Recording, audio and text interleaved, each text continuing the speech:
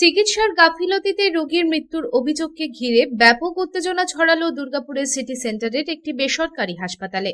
মৃতের নাম রাজকুমার মণ্ডল, বয়স 58। তিনি দুর্গাপুরের বেনাচিতির বাসিন্দা। পরিবারের অভিযোগ, চলতি মাসের 23 তারিখে চিকিৎসক ছুটি লিখে দেওয়ার পরেও স্বাস্থ্য বীমা সংক্রান্ত সমস্যার অজুহাতে রাজকুমার মণ্ডলকে হাসপাতাল থেকে ছাড়েনি কর্তৃপক্ষ।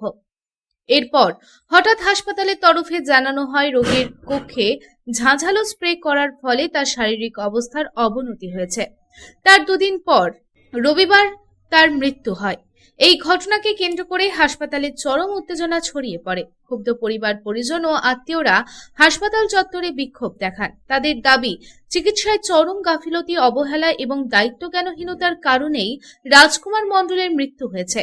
ঘটনার পূর্ণাঙ্গ তদন্ত এবং হাসপাতাল কর্তৃপক্ষের বিরুদ্ধে কঠোর ব্যবস্থা নেওয়ার দাবি তুলেছেন তারা। এদিন মৃতের মেয়ে কবিতা চট্টোপাধ্যায় অভিযোগ করে বলেন, ছুটি লিখে দেওয়ার পরেও জোর করে বাবাকে হাসপাতালে আটকে রাখা হয়েছিল।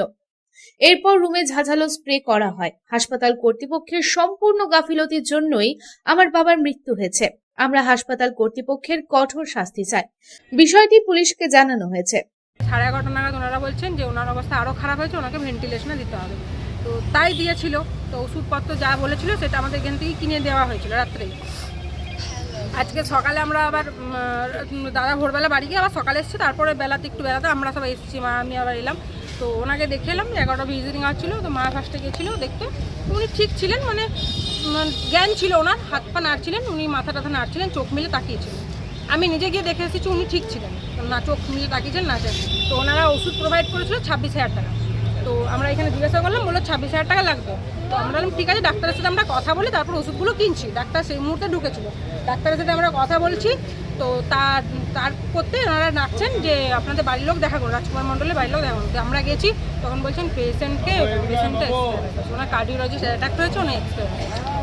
তাহলে সুস্থ ডিসচার্জ পেশেন্ট, আমরা ট্রিটমেন্টের গাফেলাতি পুরো, ওনাদের সব কিছু গাফেলাতি। এবারে আমাদের কাছে একটাই প্রশ্ন যে আমাদের পেশেন্টের অবস্থা খারাপ হচ্ছে, এনারা আমাদেরকে জানায়নি। পেশেন্টের ট্রিটমেন্ট চলাকালীন বিল বাড়ছে, এনারা আমাদেরকে জানায়নি। তারপরে পেশেন্টকে 8,000 টাকা দামের কোনো ভ্যাকসিন প্রোভাইড করেছে, সেটা আমাদের বিনা পারমিশনে। তাও 3টে প্রোভাইড করেছে, 3 দিনে 3টে আমাদেরকে জানায়নি, কিচ্ছু জানায়নি। তো এনারা কেন করেছে আমাদেরকে জানায়নি কেন? আমরা তো পেশেন্ট পার্টি ফোন করলে আসি, আমরা সারাদিন এখানে পড়ে আছি, আমাদেরকে জানাবে না কেন? এটা করেছে পুরো গাফেলাতি, পুরোটা। ওনারা এতটা গাফেলাতি একটা পেশেন্টকে নিয়ে কি করে করে? আমার পেশেন্ট তো সুস্থ, ডাক্তার নিজে ডিসচার্জ, সুস্থ ছাড়া পেশেন্ট ডাক্তার ডিসচার্জ লিখবে না, এটা একটা কথা। যে ডাক্তার ডিসচার্জ লিখেছে, বলেছে স্টেবল আছেন, সেই পেশেন্ট ভেন্টি পর্যন্ত পৌঁছায় কি করে? এখন আমরা লোকজনের প্রতি লিগেল স্টেপ চাইছি, যে যার ইনস্ট্রাকশনে এটা করা হয়েছে, যে ওখানে পেস্টিসাইড স্প্রে করা হয়েছিল তার, যে করেছে তার, আর হসপিটালের ম্যানেজমেন্টের বিরুদ্ধে তার, আমরা লিগেল স্টেপ চাই। অন্যদিকে হাসপাতালের ডিজিএম শিল্পা সর বলেন, আমরা রোগীর পরিবারের সদস্যদের ময়নাতদন্ত করানোর অনুরোধ করেছি। ময়নাতদন্তের রিপোর্ট এলেই মৃত্যুর প্রকৃত কারণ স্পষ্ট হবে। ঘটনা তদন্তে নেমেছে পুলিশ। বক্তব্য যে যখন আপনাদের বিল এক্সিড হয়ে গেছে 4th ডেতে, তখন কেন পাঠানো হয়নি? তো আমাদের যেহেতু মেডিক্লেমের ক্ষেত্রে কি হয়, 6 দিনের যেহেতু এস্টিমেট দেয়া আছে, 6 দিন পর আমরা পাঠাবো। তো 7 ডে যখন ডক্টর ডিসচার্জ বলে দিয়েছে অলরেডি অটোমেটিক্যালি, আর এস্টিমেট না পাঠিয়ে ডাইরেক্ট ফাইনাল বিলটা পাঠানো হয়েছে, সেক্ষেত্রে ডিনাইল টেস্টটা হয়েছে আজকে, আর স্প্রের ব্যাপারটা হয়েছিল 3 দিন আগে। ঠিক আছে, এটা তো ওনার অ্যাজমা পেশেন্ট লিখেছেন, প্ল্যান ডিসচার্জ লিখেছেন, প্ল্যান লিখেছেন যে আজকে লিখলেন কালকে হবে ডিসচার্জ। তারপরে শারীরিক পরিস্থিতি ভালো আছে বলেই তো ওনাকে আগের থেকে বেটার ছিল। হ্যাঁ, উনি তো বিগত 2 থেকে 2.5 বছর ট্রিটমেন্টেই ছিলেন, সেটাই তো আপনাকে বলছি। 2 বছরের ট্রিটমেন্ট কি 4 দিনে একবারে পেশেন্ট টোটালি ফিট হয়? হ্যাঁ, কি ঘরে নিয়ে যাওয়ার মতো কন্ডিশনে করে দিয়েছিলেন। এবারে সেক্ষেত্রে অ্যাজমা পেশেন্টের হয়তো সেই স্মেল থেকে ট্রিগার হয়েছে, সেটার জন্য এবার পোস্টমর্টম ছাড়া সেকেন্ড কোনো অপশন নেই। কিন্তু ডক্টর বা আমরা যা রিপোর্ট যেটা বলছে কার্ডিয়াক অ্যারেস্ট, একদমই নয়।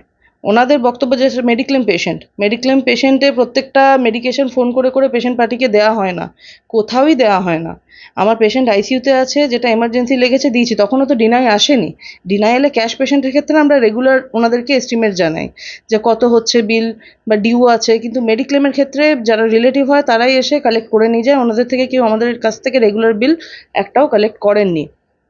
তো পেশেন্ট পার্টি এই মুহূর্তে আমরা যেটা ওনাদেরকে ফাইন্যান্সিয়াল রিলিফ দেওয়ার অপশন দিয়েছি আর পোস্টমর্টম করার, দুটোই। এখন অবধি ওনারা আমাদের জানাতে পারেনি কি করবেন না করবেন। দুর্গাপুর থেকে সাধন রুজের রিপোর্ট, পাবলিক টাইমস।